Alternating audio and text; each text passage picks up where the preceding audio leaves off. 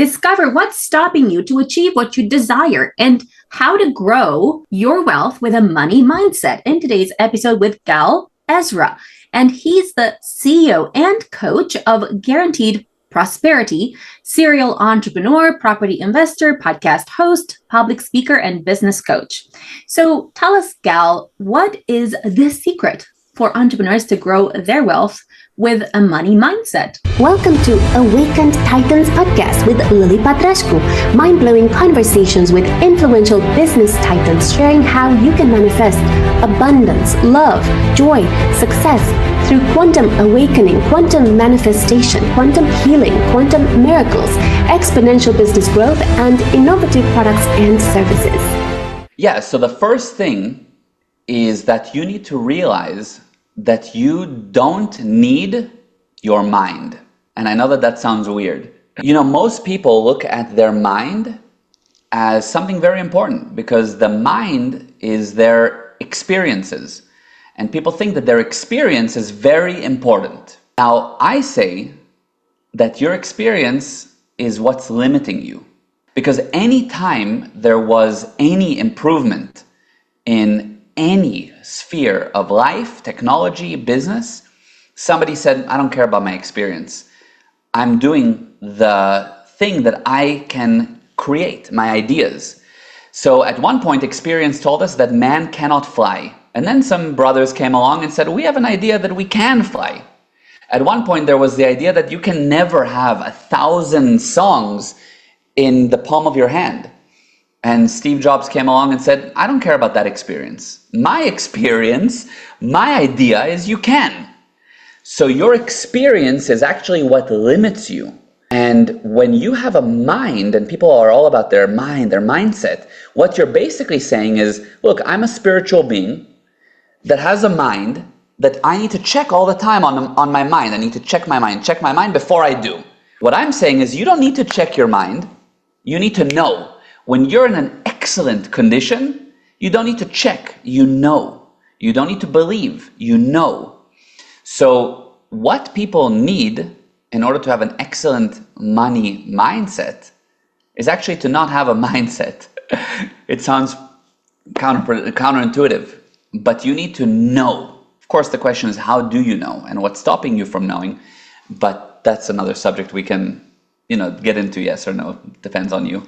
Yes. So that's exactly what I was going to ask. How do you get the feeling of knowing? Now, the reason I ask you this is because sometimes I have this feeling of knowing, and it's not something I can control. Like I can be like, I feel like I was born a champion. Okay. Like I was born to win, although not in necessarily, wealthy circumstances or anything like that. But I feel that sometimes, and I don't know how, sometimes I'm able to channel this feeling of knowing that something's going to happen. And I have this extreme certainty that it's going to happen in the way that I kind of not planned it, but you can say had a feeling of knowing it's going to happen that way. And it does. And it's in particular for good stuff. Now, I do have sometimes a feeling of knowing for bad stuff as well. It's quite interesting. And I find that there's nothing I know how to do so that I can channel this at a certain moment to say that, I have a feeling of knowing every single day. Because what I find is that sometimes I have this feeling of knowing, and then I'm like so good, like so many things, like so many synchronicities happen, and then I attract so many extraordinary people and opportunities that other people would be like dreaming of and never getting. And then I could go through other periods where I find that I'm guided by insecurity, by fears, and by hopes. And it's in those moments where there's this kind of like, it feels almost like I'm a goose passing through water, like not really kind of, although you can say I'm continuously a magnet for opportunities, I'm continuously a magnet for people, but I feel like in those times I am not manifesting as fast because I'm guided by insecurities and decision, fears and hopes.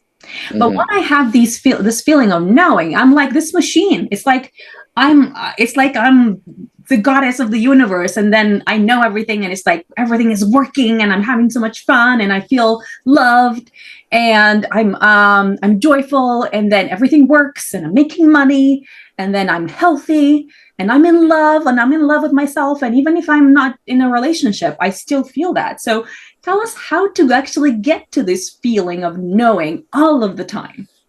Yeah, so great question. First of all, you are a powerful person, right? You've gotten results in life. Despite any challenges in your life, you've managed to make it happen even when it was failing. So that's a testament to you. Really, you for sure are powerful. And most people, in fact, everyone is very powerful, much more than they know. But the problem is this: you are not you, but really me, you, everyone. Okay, when I say you, I'm talking to the listeners, I'm talking to me. Okay, you're an amazing engine, Ferrari engine, but you have handbrakes up. So beautiful engine, but not just one handbrakes. You have many handbrakes up in many parts of your life.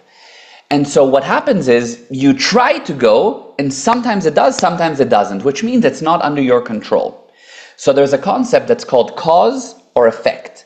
Cause is you make it happen, you are the one that brought it about, and effect means it happened to me, I waited for it, it hit me.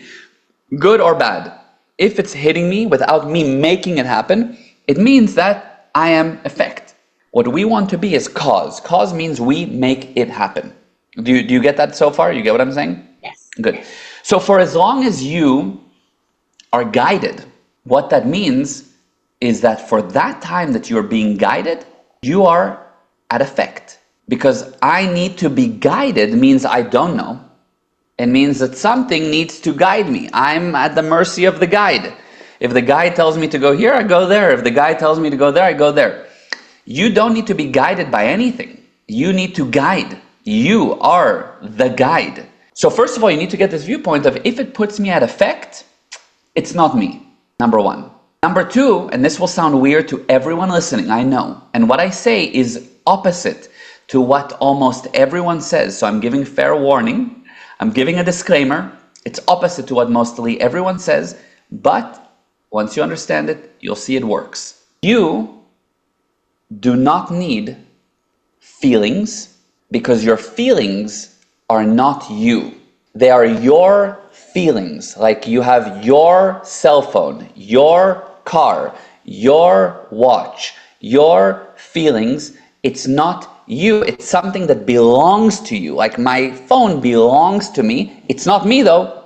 I can't be my phone. The phone cannot be the phone. Your feelings are not you. It's something external to you. You know. And your feelings put you at effect. Now I feel like I want to, now I feel like I don't. Today I feel happy, tomorrow I don't feel happy. So what that means is I'm relying on something other than me to make something happen, to decide to do something, to feel a certain way. The truth is you don't need to rely on feelings the more you get into a good condition.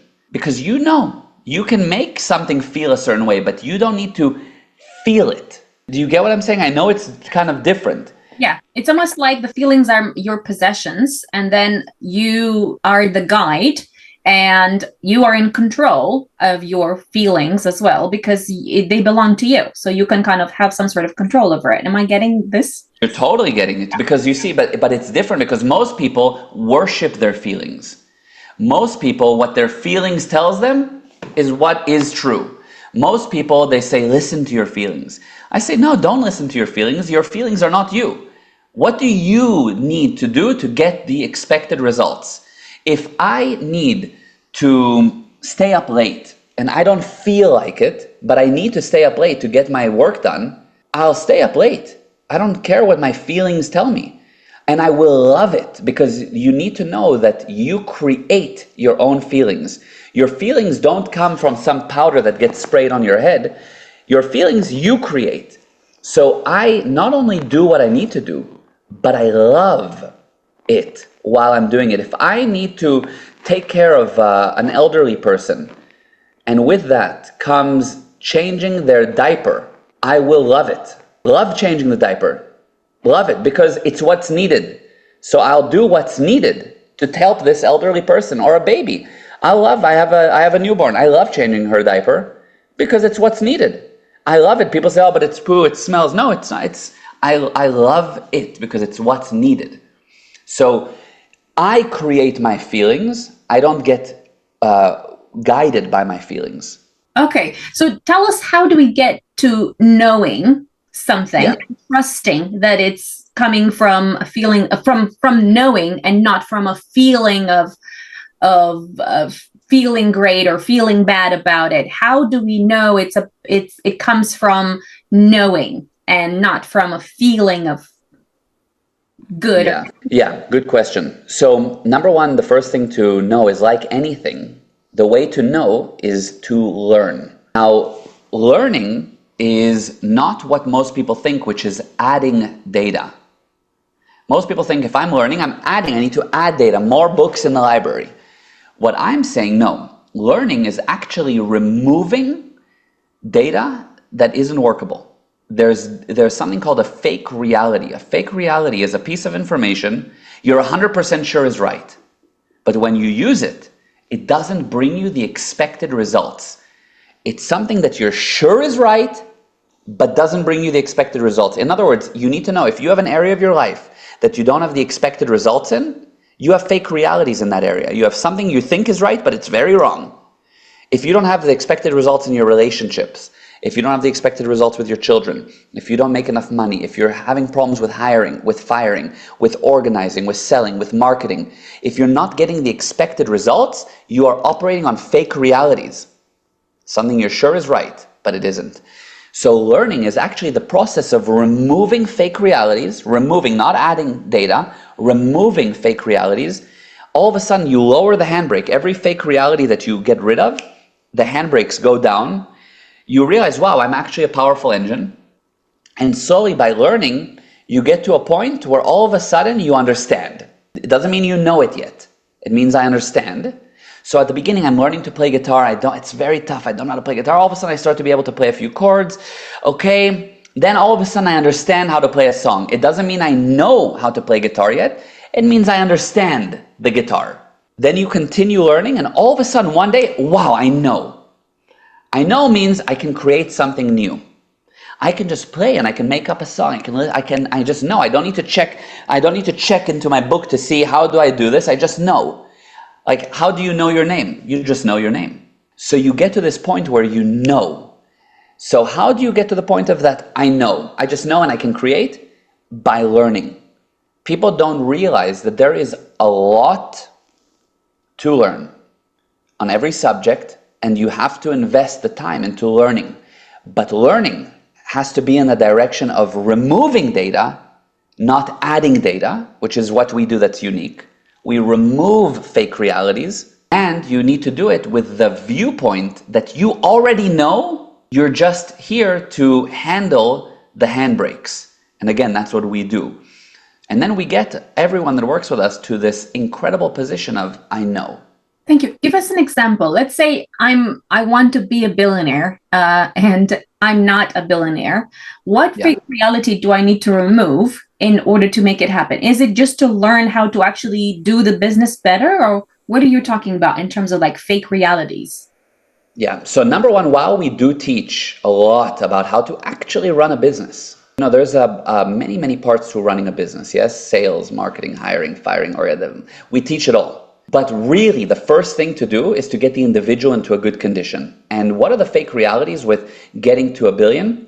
One of the major things, first of all, is to realize that it's actually very easy to make very easy. What's difficult is to get rid of the idea that it's hard to make money.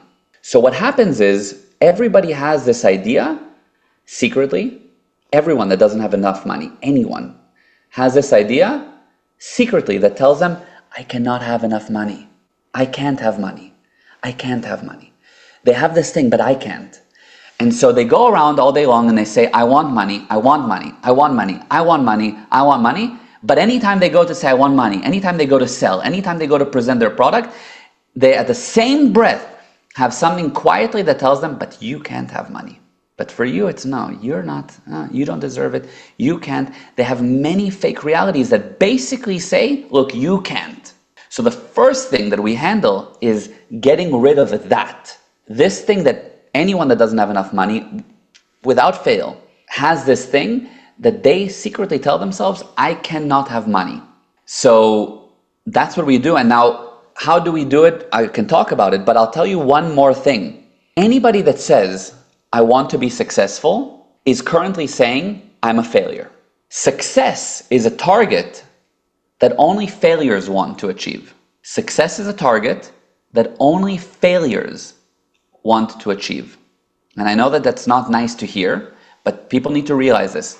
If you say, I'm thirsty, it means that right now you don't have water. If you say, I want water, it means I'm thirsty. If you're saying, I want water, I don't have water. If you say, I want a new car, or I want a car, it means right now you don't have a car. Otherwise, why do you want the car? Because you already have it. You don't go around saying, I want a hand, I want a hand. No, I have a hand. But if I were to lose the hand, I will say, I want a hand. When you say, I want success, what you're saying is, I'm right now failing. That's what you're saying. I right now don't have it, which means I'm failing. So success is something that only failures want. People that say, I want to be successful, basically are saying, I'm failing at the same time. What you should want is to help people. Create, help people, help more people. Create and help. If you have the viewpoint that I just want to create, I just want to help, I don't care about success, money. How can I help more? I call my salespeople help people, not salespeople, because selling could be defined as helping the prospect to help themselves with your product or service. Sales is a help action. So people that don't have success right now, find ways to help more. What type of help? Any help, not even in your industry. Just go find ways to help more. You will see the magic. Thank you. But don't you find that if someone was to focus just on helping and not have an awareness of how to sell necessarily, they could be like a really good librarian. You know, they help a lot of people in terms of like helping them to study and whatever, but they still make this, but they still make, let's say, 20 grand per year or whatever. I'm not sure what a librarian makes. Sure. Isn't there supposed to be like a mixed mindset where, yeah, I want to help 1 million people, but I also want to, have 100 million pounds or whatever. Right. So help does not mean for no return. Most people think if I help you, it means that you don't return. No, help should have a return. It doesn't have to be a return in the same currency, but there needs to be a back and forth because that's how there's expansion. I help you, you help me, I help you, you help me, and we grow and we grow and we grow. So when I say you need to help more, it doesn't mean just go around and do it for charity. You help, and not that I'm against charity, but when we're talking business, you have a line of work that you're in. How can you help more people? I'm not saying now you are you're a car salesman. Don't go be a librarian. It's not relevant. But in your area, help more. See what you can do to help. Give your friends connections to people in the car industry. Go and talk to clients and don't try to sell them. Try to help them. Just see what your purpose is not to get them to pay. Your purpose is to really help them. Just see what you can do in your sphere with the vision of forget the commission, forget the paycheck, forget it. Help. How can I help? How can I help? And just you do that for one day. If somebody can go around with one day that truly their only purpose that day is to help, not to be critical, not to find things wrong, not to what's in it for me, none of that. Just help. They'll see in that one day, they'll make more money than they've ever made in a day. Thank you. So is that the secret to grow your wealth with a money mindset? What I've covered today is definitely the secret. The general thing for people to understand is that there's a lot to remove. If you're not getting results in your area and you want wealth, what you need to understand is that you are currently operating off of data that you think is right, but isn't. You have to just report to yourself, if I'm not getting the expected results, I'm operating off of something that isn't right. Now, many people that I say this to at the beginning, they say, yeah, I got it, but give me the data about how do I build my business to become wealthy. Come on, I get that theory, but tell me the brass tacks. How do I structure my business right and introduce systems and hire correctly? I can teach you all that. It's fine, no problem. But if I teach you all that without handling that first, because everybody that asks me that has tried learning that already. They've tried learning to sell more and the techniques and blah, blah, blah. It didn't work so well. Why? Because there's something beneath it that you don't see. So if you really want long-term wealth, you must handle the handbrakes, the fake realities. It's a must, because any rise you have will be temporary. Even in the example you gave, it goes like this. And any time that you have it, you won't feel that you really have it. And so it's a really vital thing to resolve that first. And then you can learn how to build a business, etc. But you need to get into an excellent condition. A condition where you're not depressed, where you're not stressed, where you're not worried, where you're constantly improving, where you know you're doing well, where things go up all the time with anything you touch. When you can do that, then we'll talk about how do we build wealth, and a lot of it. Thank you. Is there is the target that you would not go from failure to success, but that you are already internally a success? And if yes, how do you get there to a feeling that you are already a success so that you can sort of attract your desired future to you? Yeah, so what do you mean by internally a success? What does that mean? So what I mean is, for example, when I get this feeling of flow, it tends to be because I'm already feeling as if I already have what I want, like that I'm already like living the lifestyle that I want, that I'm already like experiencing that joy of having the results that I want. And then that makes me feel successful. And is that the you can say the additional step to attracting success to you and to grow your wealth, that you already feel successful, that you're not kind of going from failure to success. You're already feeling a success, and that's why you kind of attract success? Or do you have a different opinion around this? I have a slightly different view, but I want to say you're awesome, Lily. Like we need to meet up one day. I don't know. I like the way you think, and you're. I can tell you're just a really cool person. We've never met before until a minute before we started this, but you're awesome. My vision, my view on it is this. Okay, number one, if I need to attract something, again, I'm at effect. That's the problem with the whole law of attraction. It's saying I need to attract, meaning I'm waiting for the pretty girl to like me. I need to attract her. Like I'm waiting. That's what attracting means. I'm waiting. So I'm not a fan of the whole thing of you need to attract it. You go create it. And I'm also not a fan of saying, look, pretend that you're a success. Because you know that unless you genuinely produce results. And sometimes you need to be like, well, let me validate all the improvements here. Unless you really have brought results, you know that you're masking, and I'm not saying you, but you know that you're masking how you really feel. So what you do is this. To achieve success is this. Success can be defined, my definition for success is the sum of all your validated improvements. Sum is like adding it up. Validated is like I pat myself on the back, well done. And an improvement is something that got better. When you say to yourself, well done, you did well, this was good, you improved here, a win there, wow. You do, wow, one improvement, another improvement, another improvement, another improvement, another improvement, and all of a sudden, wow, I'm successful, I'm creating, because you've found so many ways that you're improving. What do most people do?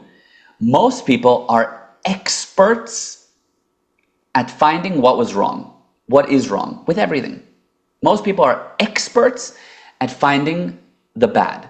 They look in the mirror, they find the bad. They look at their friend, they find the bad. They look at their family, they find the bad. They look at their day, they find the bad. They look at their business, they find the bad. They compare, they see what's wrong. And most people that I work with, I have them do an exercise of, good, tell me what was the win from today? What was an improvement? Well, what was good today? What improved compared to yesterday? And I see people scratching their head. Today, I don't know if there was anything. Or if they could tell me today, I say, good. The next day I talk to them again. And what was the improvement today? Nothing today. Yesterday was good, but today, not. Which means if you can't see every day improvements, wins, successes, it means you're failing. It means you're going down. So what you need to do is become an expert at finding what's right, finding the improvements. How did you improve today? Oh, a client reached out via our website. And then you'll say, yeah, but I didn't close them. Doesn't matter. You got to reach more than yesterday. Well done. Oh, our marketing is getting 8 likes, but it's not 12. Doesn't matter. You got 8 likes. 8 people liked it. It's an improvement because the day before you only got 6, right? Yes, 6. Okay, so you improved. Well done. Yeah, but it's not at 150 like I want it to be. It's okay. It's an improvement. You have to validate every improvement, become obsessed with finding where you're improving in every part of your life. That's how you make success. In other words, you put it there. You don't wait for it to come to you. You find the improvements and you'll see success will happen. Thank you. Why do you find that validating your own optimizations is so important? And I ask you as the queen of optimizations, because yes.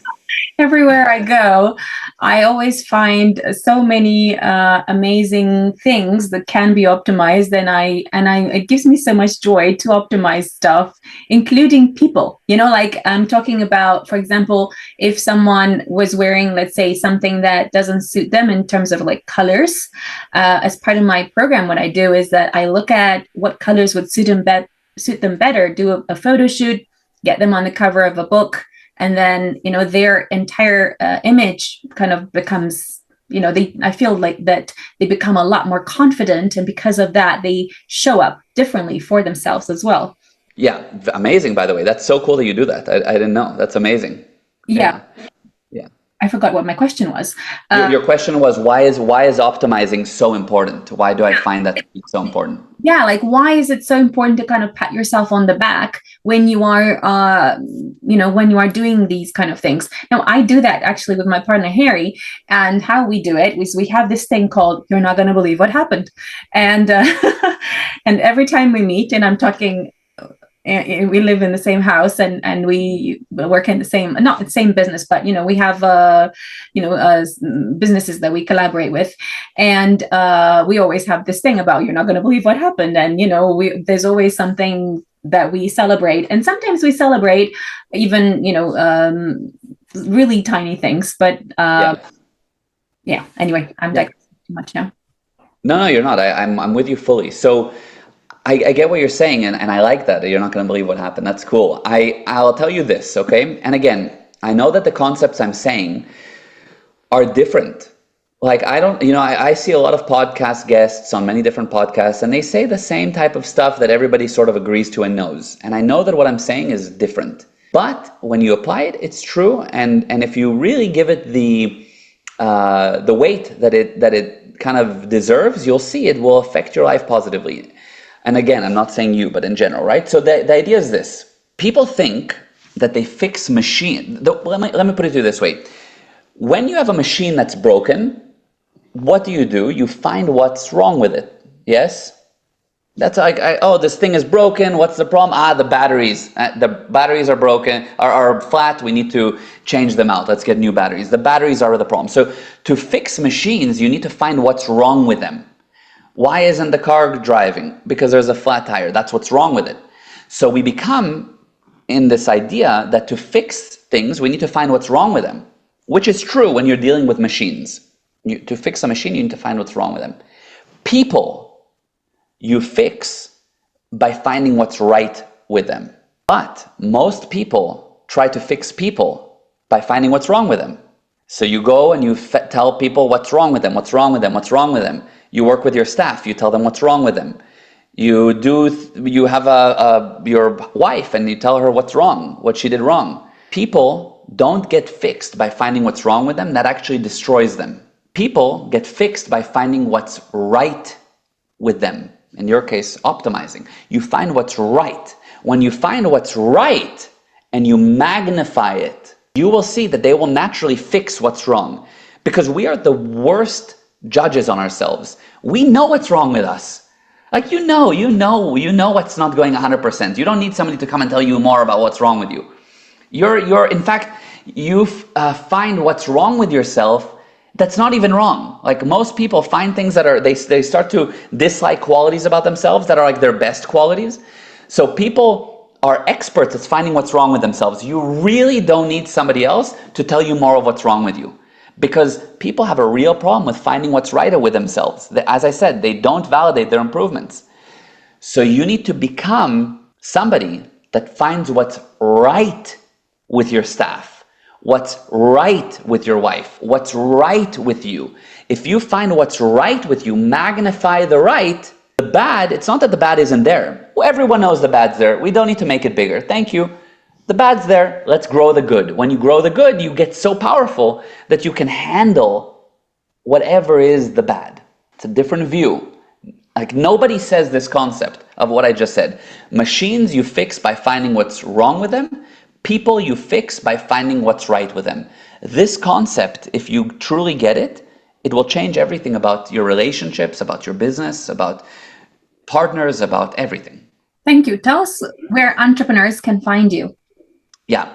So you can go to gprosperity.com. Our company is called Guaranteed Prosperity. Everything we do is guaranteed. If we're doing a sales course and it didn't improve your sales, don't pay us. We'll pay you for wasting your time. I'm sorry for wasting your time. That's our viewpoint. Like, if you don't get results, we'll pay you.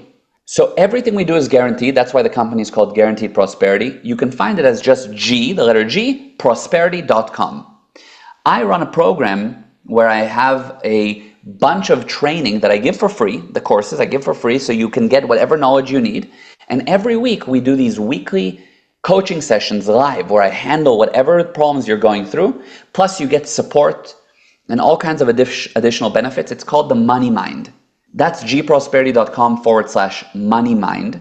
And my mission, and basically I didn't even start with this, but I can tell you my mission in my business is to create 10,000 ethical millionaires. Ethical millionaires means they've helped 10,000 times a lot. 1,000,000 times of helping, and they became a millionaire. So 10,000 ethical millionaires means they did it in a way that has sustainability and that all parts of their life are going well.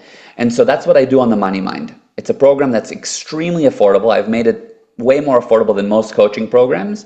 And so that's where you can find us. Of course, we're on Instagram, YouTube, everywhere. Just look up Guaranteed Prosperity. My personal handle is Gal A. Ezra. My name, GALAEZRA. That's my handle. But the first two links are the most relevant for you. gprosperity.com and gprosperity.com/money mind. Follow us for more interviews with world's most influential business titans, providing you with the insights to awaken to your full potential, so you can get paid to be yourself, find true happiness, and manifest anything you desire.